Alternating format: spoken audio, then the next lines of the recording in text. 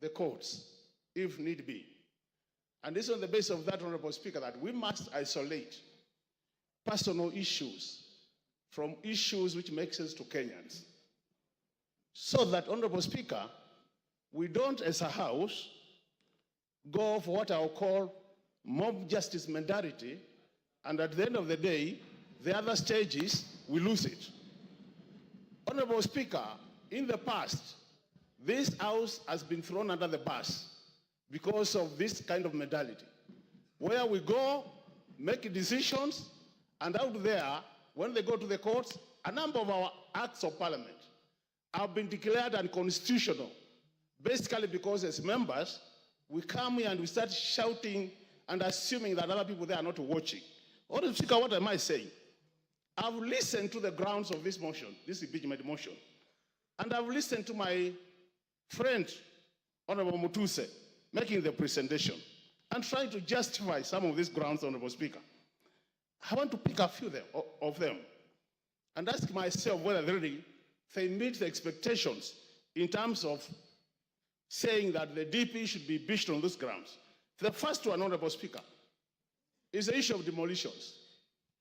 In this country, Honorable Speaker, when you go to our constitution, it clearly says that Kenyans have a right. They have their own rights. And if the government has made a decision to carry out demolitions, looking at the hierarchy in terms of governance, the topmost person in terms of hierarchy is the president, is not the deputy president. So in a situation where that decision is made, and the deputy president says he doesn't support it, the question is, should you be harassing the deputy president or the president? Because the person who took the oath as the head of the executive is the president or the deputy president. So on the basis of those demolitions, Honorable Speaker, it is going to be very unfair to start saying it is the deputy president who is insubordinating the president, because at the end of the day, whose decision did carry the day? That's the question. The second issue, Honorable Speaker, is the issue of shareholding. Honorable members, let's be very honest with ourselves. We are all politicians. We have been voted in. We represent constituencies. How many of you can say that you are not practicing what is being explained in this motion? How many? Let's be very honest with ourselves. Let's be very honest with ourselves that most of you, majority of you, are doing exactly what is being said in this motion. It's only that don't say it publicly. That's the truth of the matter, Honorable Speaker. Honorable Speaker. Yes, Makali Mulu, there's a point of order. Yeah, I have no problem, Honorable Speaker. Yeah. I hope I'll be saving my time. Mr. Speaker, on a point of order, my name is Steve Mogaka from West Mogrango. Is the member on the floor in order to speak about what I practice? What does he know about what I practice? Can he restrict himself to what he does and not start throwing aspersions on members of parliament as if he is in their minds and he is in their practices? He's not. Is he not out of order? Yes, Makali. Honorable Speaker, I really don't see any point of order there. I ignore and proceed. Honorable Speaker, the issue of the judicial officer who is being accused as one of the grounds for this. Honorable Speaker. Order, Makali. And Honorable Speaker. There's another point of order here. Point of order. Take your seat. Yeah. Give Farah the mic. Mr. Speaker, is the Honorable Makali, somebody I have a lot of respect for. In order to compare a member of parliament who represents a constituency and the functions of that member and somebody who is the deputy president of the Republic of Kenya who represents the four corners of this country, and say that because the members of parliament go and develop, my presumption is that he thinks the CDF funds for one constituency cannot be taken to another constituency. But that's a different thing when it comes to national resources and the deputy president of the Republic of Kenya. Makali, wind up, your time is up. You know, Honorable Speaker, I have this honor just to delay me not to say what I wanted to say, Honorable Speaker. I can see a very deliberate move to curtail me from saying what I want to say. Do you want Honorable information Speaker, from Nimrod Mbai? Honorable Speaker, you know the thing is, Honorable Speaker, and Honorable Speaker, you need to protect me on a serious. You have been protecting everybody who has spoken. Unless also, Honorable Speaker, you're on the same side of those who are supporting. Because on a serious, Honorable Speaker, I don't think it's fair. You have been protecting everybody else. You can't protect. Order, Honorable Makali Mulu. Order, Honorable Makali Mulu. You've been sitting here since we started. Order, Makali.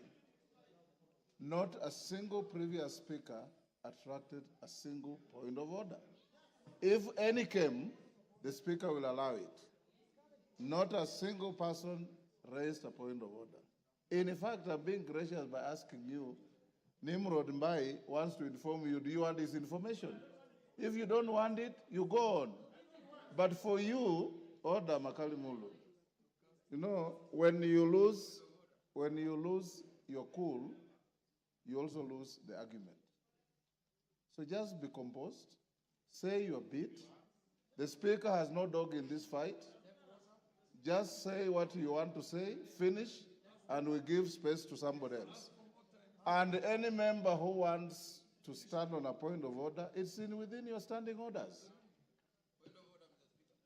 He has said he doesn't want your information. Go on. You know, Honorable Speaker, with all due respect, people have been making their contribution here since morning. Nobody has been shouting point of order. So, and it's my democratic position to oppose the motion. Order. Honorable Speaker. Go on. Honorable Speaker, I've been elected by the people of Kitui Central to come to this house 3 times.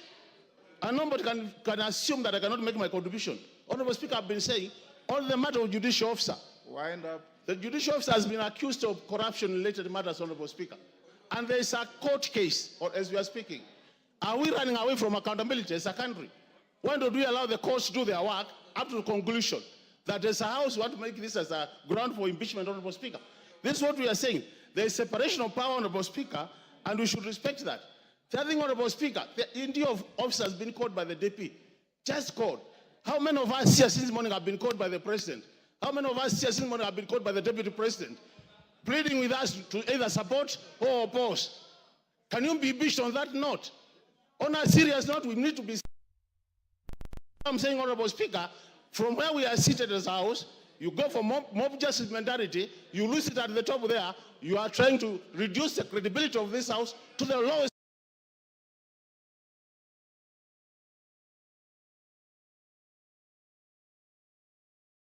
grounds for opposition of this motion. Is it a situation where a thief was being sent to court to catch another thief? This is a situation. Honorable Speaker, this country has much more serious issues than what we are discussing. Mike Trice.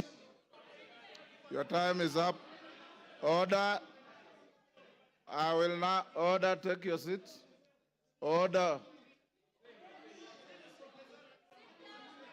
Robert Mbai. Mbui. Order, Robert Mbui. Give him 1 minute to finish. Yeah, Honorable Speaker. So I was saying, Honorable Speaker, Kenyans have said that Kitui Central in particular has said, kufa makanga, kufa ndereva, kufa mechanic. Because Kenyans are more serious issues. And when they die, we want a new renewal of this country, Honorable Speaker. This idea of mob justice, we are not going to allow it in this country. Kenyans have more serious things. I oppose, Honorable Speaker.